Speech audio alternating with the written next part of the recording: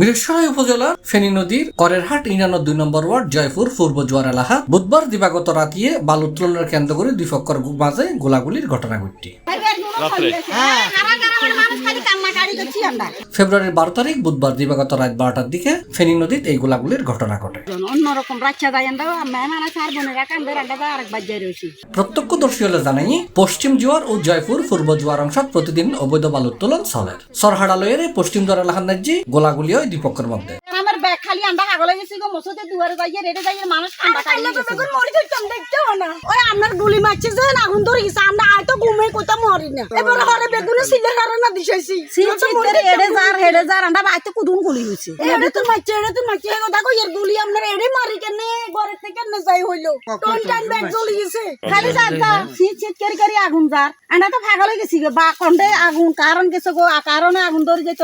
আমরা কন্ডে থাকবো আমরা নিজেও কইতাম। এই বিষয়ে উপজেলা নির্বাহী কর্মকর্তা মাহফুজা জেরিন মুঠোফোনে C+রে হই যে সংঘর্ষের বিষয়টা হচ্ছে সোশ্যাল মিডিয়ায় দেখেছি, কিন্তু সেই বিষয়ে এখন পর্যন্ত আমার কাছে কেউ অফিসিয়ালি কোনো অভিযোগ দেয় নাই।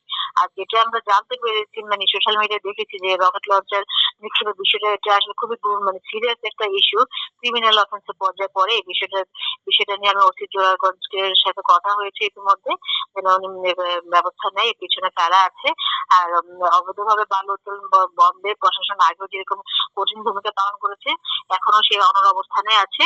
কেউ জনস্বার্থের বিরোধী হয় এই ধরনের কোনো কাজ করতে পারবে না। Rocket launcher